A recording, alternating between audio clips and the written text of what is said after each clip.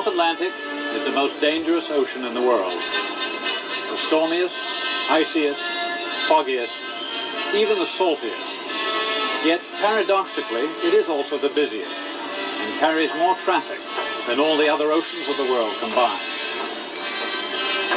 Small wonder then that the most innovative hulls were built for these waters, and they were all floating superlatives, the largest, the longest, the fastest, and always the most luxurious vessels ever launched. We're on board one of the last great ships built for the North Atlantic. She was originally called the France, and she made her maiden voyage in 1962. She was a hybrid, part Western Ocean express liner and part cruise ship. But in the old days, cruising was a rarity, and all these great ships were exclusively and profitably employed on the North Atlantic. Fuel was cheap, the aeroplane was only an interesting oddity, and each year millions of passengers enjoyed or endured passage to the opposite shore. Crossing by sea was not only a delightful ritual, it was a necessity as well. In 1972, I wrote a book about the North Atlantic ships and the life on board them. It was called appropriately, The Only Way to Cross. And I'd like to share in these programs some of these pages with you. To start at the beginning, we must go back over 140 years. Regular steam service across this most dangerous ocean was inaugurated in 1840 by a shrewd Scottish-Canadian, Samuel Cunard. He had emigrated to Halifax and was already the head of a successful coastal shipping service. But his eye was on a richer prize, the Admiralty's mail contract between Britain and North America, worth £55,000. In today's money, $250,000 annual subsidy. So Cunard ordered 4 vessels from Wood and Napier, the famous Glasgow builders. "I want a plain and comfortable boat," he specified, "not the least unnecessary expense for show." Napier built him 4, each a 1,000-ton, 200-foot, 3-masted bark. Steam engines with a combined horsepower of 450 drove paddle wheels, for propellers were still an experimental novelty. Cunard christened his ships the Britannia, Acadia, Caledonia, and Columbia, names chosen for their Anglo-American appeal, and all ending in the letters IA, a company convention that would continue for nearly a century.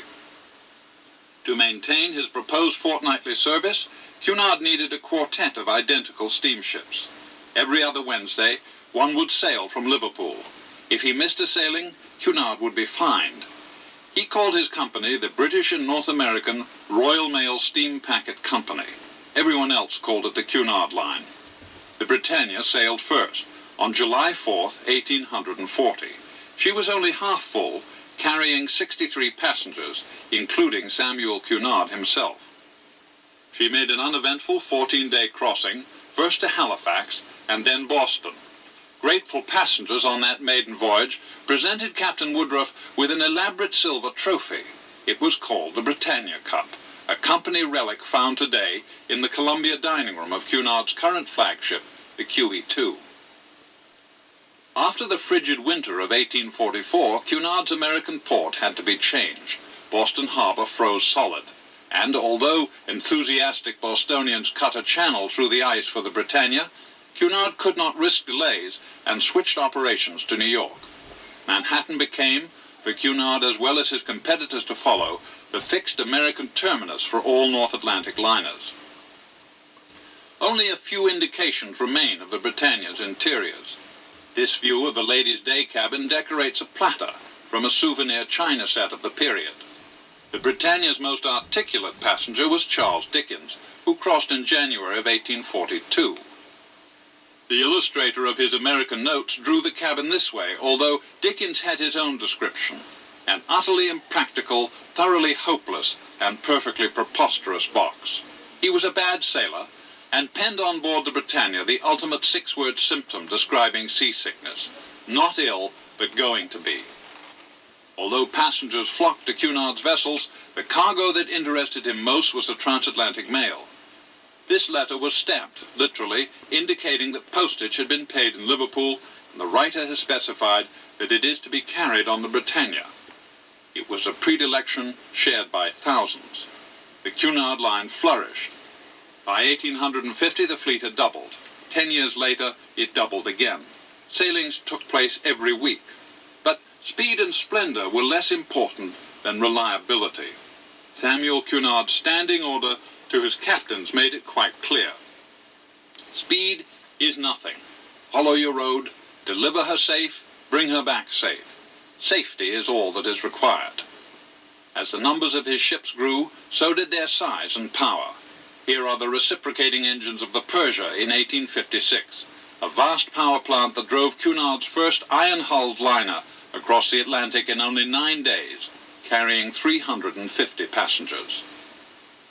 By the end of the 19th century, sails and paddle wheels had disappeared, and transatlantic hulls had grown even larger. And although Cunard cared about speed now, the Blue Ribbon, the North Atlantic's mythic speed prize, had been lost to rivals across the North Sea. It had passed to a succession of crack German steamships, among them the Deutschland, a four-funneled racer of the Hamburg-America line. This was worrisome to the British, for the superiority of their merchant fleet directly affected the Empire's lines of supply, vital factors in the subtle conflict, already a reality at the Admiralty, between Britain and Germany. So a government subsidy was voted in Parliament that would enable Cunard to counter the German lead with 2 new liners. At 30,000 tons each, they would be superliners. Moreover, they were to be powered by a radical new means of propulsion, recently developed by a British engineer called Charles Parsons. Parsons perfected the marine steam turbine. In simplest terms, a turbine is a windmill driven by steam. As opposed to a complex reciprocating steam engine, turbines have only one moving part and are capable of sustaining continuous high speeds. Parsons installed a trio of his turbine engines within a pencil-slim 100-foot hull, which he had christened, in deference to its motive power, the Turbinia. Each of her 3 shafts carried 3 propellers, and she underwent drenching trials in the North Sea off Newcastle. Parsons unveiled his new invention with dramatic showmanship. In the summer of 1897, there would be a naval review in the waters off Southampton in honor of Queen Victoria's Diamond Jubilee. The Prince of Wales would take the salute of the Royal and Merchant Navies from the bridge of the Royal Yacht Victoria and Albert. In secret, Parsons nursed his fragile craft down the east coast of England and concealed her near the head of the reviewing line. As the Royal Yacht started off, Parsons opened the throttles wide. The Turbinia streaked past, under the astonished gaze of the royal party, and, quite stealing the show, roared through the fleet at the incredible speed of 34 land miles an hour. Parsons, the Turbinia, and most significantly, the marine steam turbine, had arrived. Massive application followed swiftly. Cunard's new superliners were equipped with turbines. The first of them was the Lusitania, the largest, and as it turned out at once, the fastest vessel in the world. She entered service in 1907, arriving in late summer at Cunard's West 14th Street piers in Manhattan. But the Lusitania was destined to meet a tragic end only 8 years later, and for our purposes, I prefer to dwell on the construction and launch of their nearly identical sister, the Mauretania, which would become Cunard's golden ship. Whereas the Lusitania had been built at John Brown's yard on the Clyde, the Mauretania was laid down at Swan Hunter Wigham Richardson's yard on the River Tyne. This was a view up from the water's edge towards the bow, as ribs and floor plates were assembled to frame the hull. Amidships, the double skin of the coal bunkers take shape, and work on the stern was delayed until the very last moment. The Admiralty and Cunard were still debating the risks of Parsons' revolutionary turbines. Elsewhere in the yard, boilers and funnels were prefabricated, components that would not be installed until after the hull was afloat. By September of 1906, the Mauretania was ready for launching. Poised on the ways, her 4 propellers, a first for this new class, in place. Her Grace, the Dowager Duchess of Roxburgh, had consented to christen her, and en route to the launch platform, a parade of motor cars, 2 abreast, were directed up a wooden ramp through a series of giant steel caverns. These were the Mauretania's funnels on their side. This was an irresistible means of publicizing the ship's incredible dimensions. Squeezing vehicles through funnels became a constant for steamship companies anxious to promote the size of new ships, as we shall see. Once through the funnels, visitors were driven by one of Parsons' low-pressure turbine rotors. On the launch platform, Her Grace turned a small capstan as directed. Nothing happened. For Stevenson, the yard manager, had opted to wait a minute longer for high water. The River Tyne was narrower than the length of the Mauretania's hull, and the ways had been constructed diagonally to the river to permit the longest possible launch run. Every inch of depth was critical. Moments later, Her Grace tried again. An electric bell shrilled, and the hull began to move. A launch is one of the most dangerous voyages a vessel makes. The stern floats first and lifts the entire keel, leaving the land-bound portion of the hull balanced on the knife edge of the bows. Hence, a vital part of the launch paraphernalia is the forepoppet, a broad timbered structure that puts a firm base under the bows. The trick involves exquisite timing. The hull must enter the water fast enough to minimize the duration of this delicate condition, yet not so fast as to ram the opposite bank. Drag chains are attached to either side of the hull, U-shaped piles of old anchor cable that tauten on schedule, slowing down the ship the moment she is safely afloat. The Mauretania's launch went like clockwork, and for a year to follow she was fitted out. Turbines, boilers, deckhouses, funnels, lifeboats, paneling, carpeting, all came on board in turn, and the funnels were painted in Cunard's company colors, black tops with brilliant orange-red below. This is the single smokestack of the Franconia in 1956, the year she was scrapped. The funnels are the summit of a ship, whether in port or at sea, and company owners like to make them distinctive and readily identifiable. Cunard had achieved his funnel color by accident. It all began because the Britannia's funnel kept rejecting paint, because there were so few intervening decks between boiler rooms and chimney that the funnel plating overheated, scaling off any of the mid-19th century paints that Cunard put on. So he borrowed a trick from the coastal steamers of his day and brewed a homemade paint of ochre and buttermilk. It went on bright yellow, but the heat of the fires turned it orange-red. Although subsequent funnels were insulated from boiler heat by layers of intervening decks, and later paints adhered better, Cunard retained that particular red ochre shade permanently. Here is the after funnel of the first Queen Elizabeth in the same distinctive shade. In the autumn of 1907, a year after her launch, the Mauretania was ready for trials in the North Sea. Before she made her majestic way downriver, the tiny Turbinia was brought alongside for an historic photograph showing a massive evolution of Parsons' invention. 6 weeks later, the Mauretania sailed from Liverpool. November was a bad month for a maiden voyage. The North Atlantic weather was decidedly uncooperative. At one point, the spare anchor on the ship's forecastle broke loose, and the Mauretania hove to for 3 hours while crewmen grappled to secure it. But out of that ghastly crossing emerged memorable statistics. One day's record run of 624 miles. This was precisely the kind of speed and endurance, regardless of weather, that Cunard and the Admiralty had hoped for.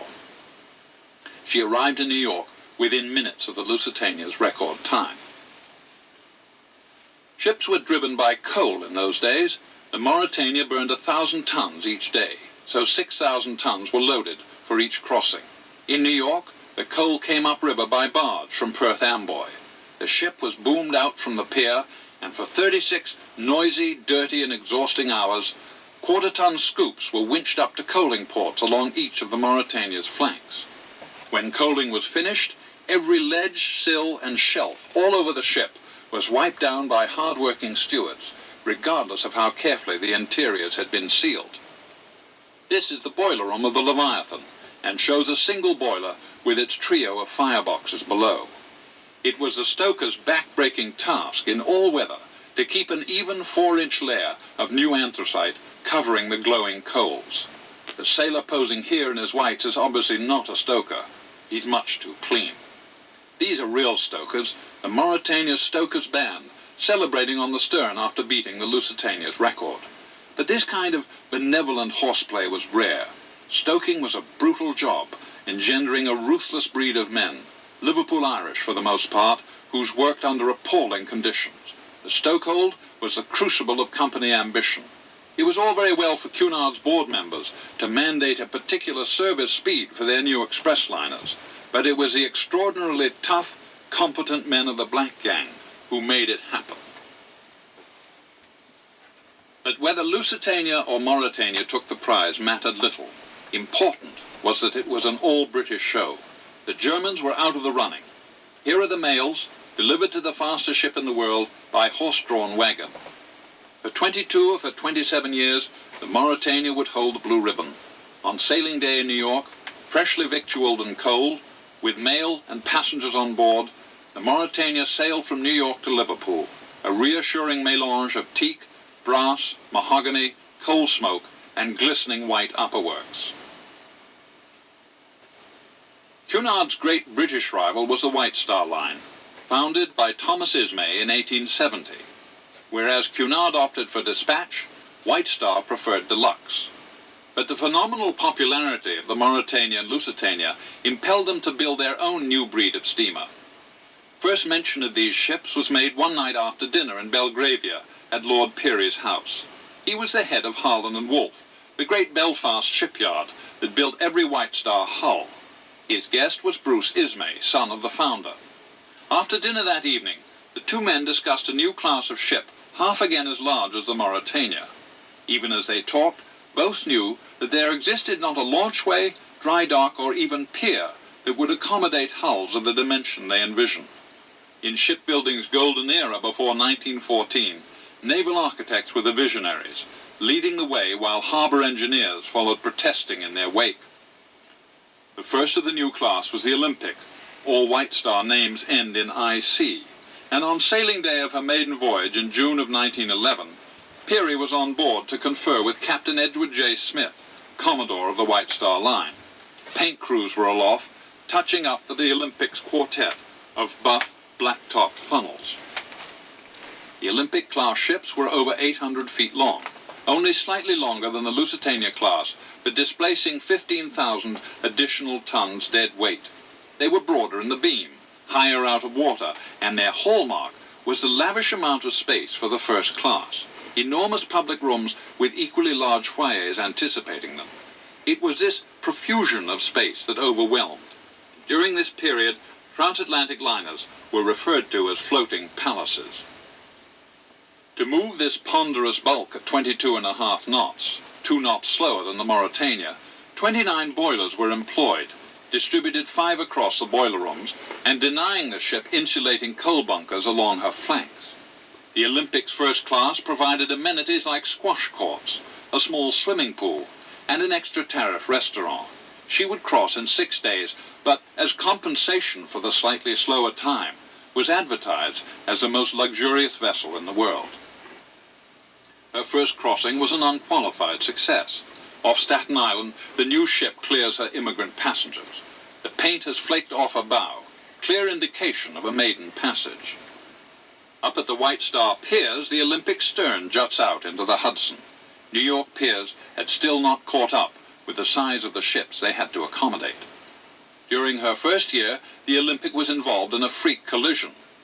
As she passed down Southampton water en route for New York, a Royal Naval cruiser, HMS Hawke, proceeding on a parallel course, inexplicably turned to port and drove her ram into the liner's starboard after quarter.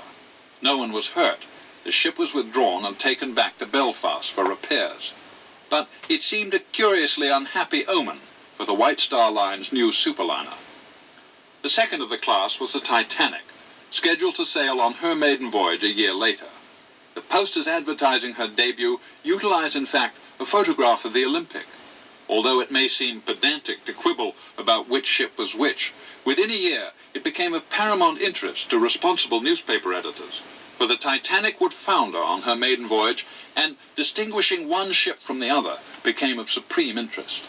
There is a simple way to tell the difference, for Bruce Ismay had suggested that the Titanic have the forward end of her promenade deck glassed in to protect first-class passengers during winter crossings. Here is the Titanic proper. Note the line of windows under the number 1 funnel. After trials in Belfast Lough, she entered the new dry dock, especially constructed for the new class. She was triple-screwed, with only her centre propeller driven by a turbine. These Belfast workers, posing proudly under the Titanic's stern, could have no conception that within a fortnight that same perspective would be silhouetted against a mid-Atlantic sky.